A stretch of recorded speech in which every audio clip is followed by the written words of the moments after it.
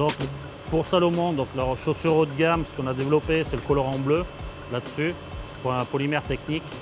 Ils avaient un problème qu'ils avaient, c'était l'électricité statique sur les granulés de colorant, ce qui, lors de la fabrication, empêchait d'avoir une couleur régulière, tout le temps le même bleu, donc on avait un bleu plus foncé, plus clair. Donc ils nous ont demandé de leur développer un colorant qui tienne en extérieur aux UV et aux intempéries, mais qu'on puisse apporter le côté anti-électricité statique.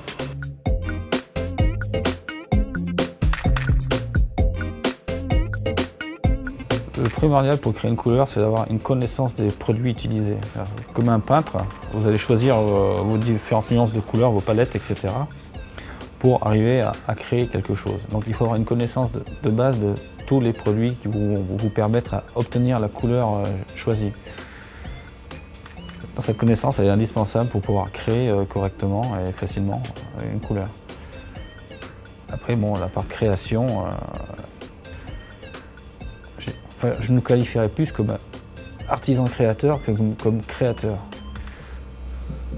Ce qu'on fait en fait, c'est mélanger des produits ensemble afin d'obtenir la couleur désirée. Comme un peintre ferait sur sa palette, mélanger des couleurs pour obtenir la peinture qu'il veut appliquer à un endroit bien précis de sa toile. Nous, on fait ce mélange-là pour obtenir la couleur demandée. Quand on est bien inspiré, on crée beaucoup mieux.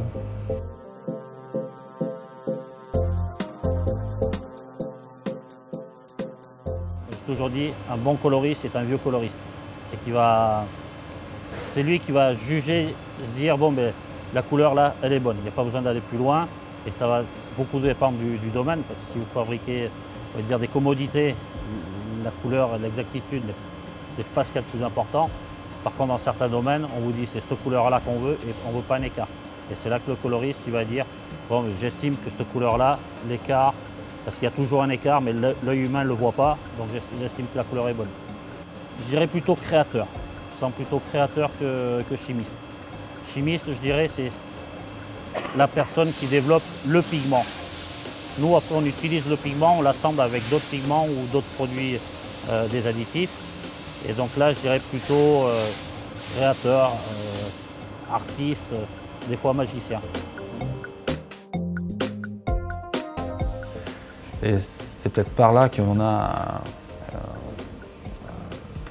la création dans la couleur. C'est-à-dire, on a des outils, la manière dont on va se servir des outils pour arriver à la couleur va être différente suivant les personnes. Sachant qu'il y a toujours un socle commun à tous, hein. On part tous des mêmes ingrédients de base qu'on va mélanger en fonction pour obtenir la couleur. Et la partie créative, c'est les moyens qu'on va utiliser peut-être légèrement différents par rapport à une autre personne pour arriver sur cette couleur. C'est toujours pareil, l'inspiration vient de la connaissance de notre environnement, des couleurs, des pigments. Pour créer, il faut arriver à dominer, à connaître les outils avec lesquels on peut créer. C'est peut-être une des forces de l'Ifocolor, c'est d'anticiper parfois les besoins éventuels des clients.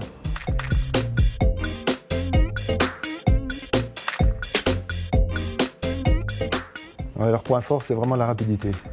Ils vont mettre entre 1 ou 2 jours à développer une couleur, quand les concurrents mettront une semaine à 10 jours.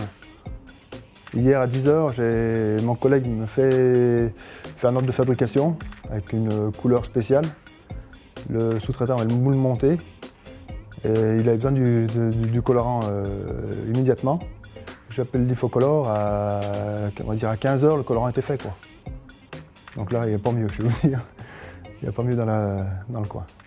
Et après, ils connaissent d'autres gammes de prix, donc ils font des colorants qui nous correspondent, quoi. Avec l'Ifocolor, on sent qu'on est un client privilégié, quoi.